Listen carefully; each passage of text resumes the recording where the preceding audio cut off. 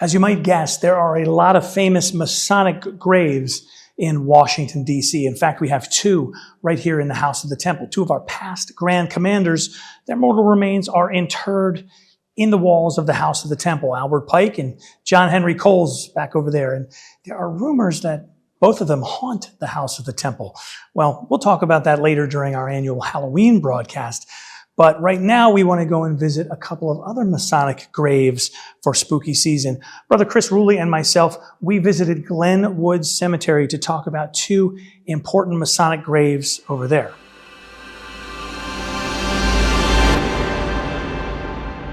Welcome to the Scottish Rite of Freemasonry channel, everybody. I'm Maynard Edwards, 33rd degree. As you know, we have a couple of Masonic graves right here inside the House of the Temple. Well, not graves exactly, but two of our brethren are interred here in the walls of the House of the Temple and have been since the late 40s for Albert Pike and the early 50s for Grand Commander John Henry Coles. And yes, we do hear rumors that they haunt this building, which we've talked about in our Halloween broadcast. But I wanted to pay a visit to two other important Masons and their graves for this spooky season. So recently, Brother Chris Ruli and myself went to Glenwood Cemetery in Northeast Washington, D.C., and we got to visit and pay our respects to two other well-known Masonic graves.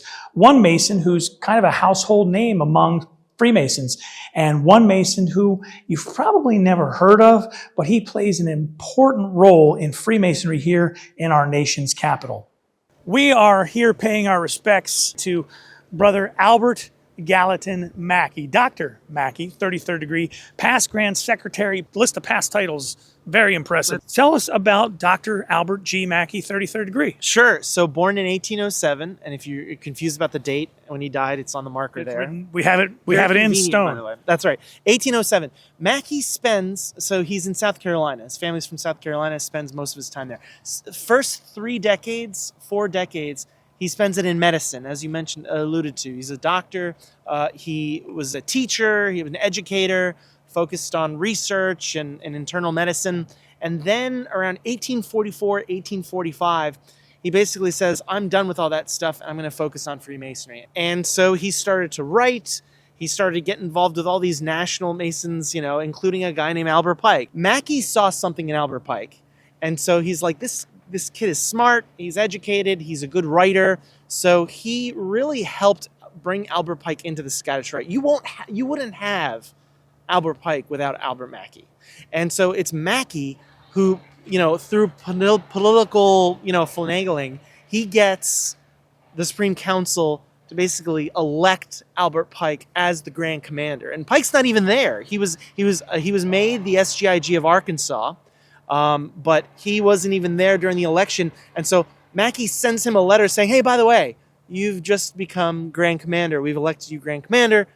Pack your bags. You're heading to the big time, kiddo. Mackey has some really famous works that are important to Masons even today. The one that jumps to mind is the multi-volume Encyclopedia of Freemasonry, That's which right. A lot of people they collect the original editions, and it's still widely read. Did he have money from publishing? Tell us a little bit about him as a publisher, as a writer, because that towards the end of his life, that became his main focus. That's right. And in fact, Pike was so annoyed that Mackey spent all of his time on publishing and not enough time working as General Secretary of the Supreme Council. And so he had enough money where he could effectively retire at age 44 or 45 or whatever he was to get to the point where he can focus all about Freemasonry. And then later on, when Pike actually tells Mackey, hey, we're all going up to D.C. It was in the summer of 1869, around maybe the spring of 1870, they moved to D.C. and they basically are operating out of, the Supreme Council is now moved to D.C. where it still is today. He becomes a D.C. Mason. He starts writing, as you mentioned, the Encyclopedia of Freemasonry, a multi-volume set. He's writing the history of Freemasonry. Over time, even Pike jokes about it, or maybe not really jokes, but he's really frustrated about it. This is where Mackey's making his money. He's printing this publication. So, the fact that every lodge or every Grand Lodge has a copy of Mackey's book, certainly he got some coin from that. Sure.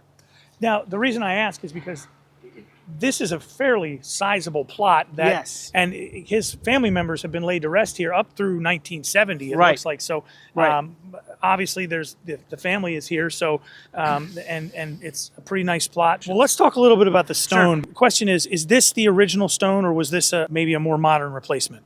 No, this was the original stone. In the Proceedings of the Supreme Council, you'll see a copy of this. The guy who made this may be familiar to you all, but you may not necessarily know. The guy's name was Edwin McGrady. He was Albert Pike's designer. He was the graphic artist, of the time. And that is the guy who did this stonework. And so you can tell the font is similar to what you would see on your patent. Trajan Pro, if anybody's interested. Pro. It's not exact, but it's real close. For the font heads, yeah.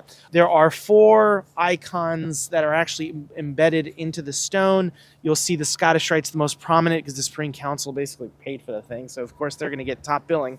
But you see this Knights Templar, bottom right, bottom left is Blue Lodge or Craft Lodge, and then top is the Royal Arch. So he was actively involved in all these bodies. For example, for the Royal Arch, he was the General Grand High Priest of the General Grand Chapter. So he was the head guy for the Royal Arch in the United States for a time. And so these emblems basically represent the things that were important and prominent in Mackey's life towards the end of his career. It's really great to be able to come and pay respects to Dr. Albert Mackey, 33rd degree, here at Glenwood Cemetery in Washington. But there's another Masonic grave here of a guy who's not as well known, but what a fascinating story.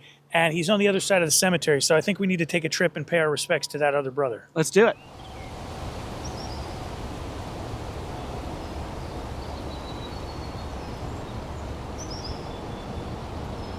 The name Valentine Reintzel doesn't mean a lot to most people in the abstract. First Grand Master DC, as you see here, but his bigger claim to fame. He happened to be the guy that helped George Washington lay the cornerstone of the United States Capitol in 1793. And remember that when Washington laid that, this wasn't like a ceremony that he did just in front of a building.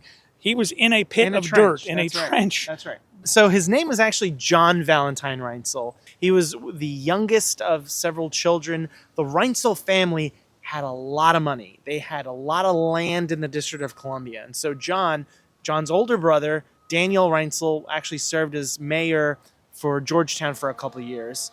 His other brother, Anthony Reintzel, was also an active Freemason with John as part of this Masonic lodge in Georgetown. And so by the time he went up the line, 1793 was when he was serving as master. And so that was the year when John helped George Washington lay the cornerstone of the United States Capitol. 1811, when the lodges that around the district came together to say, hey, we're going to form our own district of Columbia Grand Lodge, he was elected the first Grand Master. And if you look at the proceedings, it wasn't really an active year. It was just sort of setting everything up. Valentine had that charisma. He had the cachet. He was at that point, one of the highest ranking Masons in the District of Columbia.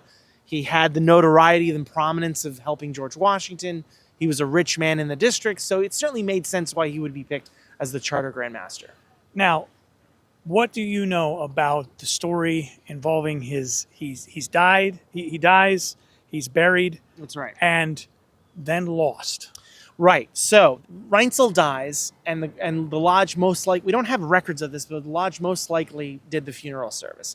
Now, that cemetery was a condemned, or no longer exists anymore. It's not no longer exists. It's a playground now, actually. So Reintzel's body and other bodies in that condemned area were basically moved. Right, and I'll jump in here and Go pardon ahead. the pun, because I dug into this. There's the pun. There it is.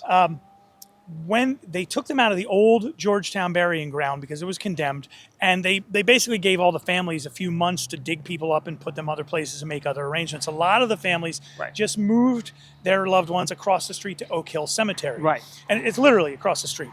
But not everybody got claimed. And so the folks that didn't get claimed, they spent a couple of months digging them all up, and they put them in a mass grave. And then after a little while, they said, well, we can't just leave all these people here in unmarked graves, so we need to go back again. So it was disinterred a second time. And that is when, as they dug up his coffin, the coffin broke and they saw a Masonic jewel. And that is when they contacted the Grand Lodge DC and said, hey, we think this guy is important. And That's right. Then the Grand Lodge DC takes over from there. Exactly. And so then the Grand Lodge DC contacts Potomac Lodge number 5, who is the, associated with Reintzel. And then basically the lodge helps move him to Glenwood, which you see here. And so the Grand Lodge helped lay this marker that you see here for Reintzel. And then the lodge also put a small little marker that we would have just right in front. And so this area that you see behind us is actually called the Masonic Circle in Glenwood Cemetery. So this was basically active from around 1900s all the way to 1930s, 1940s. So many of the the main plots you'll see here, active Freemasons, active DC Masons. A couple stones away, you'll see past Grand Master, past Grand Secretary of all the Masonic bodies in DC in one, which must have been a really difficult job. But yeah, you'll see a couple of these, and you'll see markers. Some markers you'll see are also jointly with other fraternal organizations, like we saw the Knights of Pythias. Right. We saw one for Eastern Star. We saw one for Oddfellows. So certainly, this is really the fraternal section of the Glenwood Cemetery. And if you're one of those folks who likes to tour cemeteries, and I've done that once or twice, this is a really, I hate to say it this way, it's a lovely cemetery. It is a very nice cemetery, yeah. Well, I'm really glad that we're highlighting this part of history, because I think most of the times we focus on George Washington laying the cornerstone in the Capitol, but we don't focus on the guys who were there, the Masons who were actively involved in organizing it and setting it up. So it's nice to recognize Reintzel here, and then, of course, Mackey before in the previous part of the video. And also, one of the things that you may not necessarily realize is the Grand Lodge of DC named its meritorious service after Reintzel. So really, Reintzel's legacy continues on today as individuals get awarded something called the Reintzel Award or the Reintzel Meritorious Service Award. Author, historian, and Scottish Rite Freemason, Brother Chris Ruli, 32nd degree KCCH. I'm Maynard Edwards, 33rd degree. Thank you guys very much for watching, and thank you for coming with us on this trip to the beautiful Glenwood Cemetery and paying our respects to Dr. Mackey and Brother Reintzel.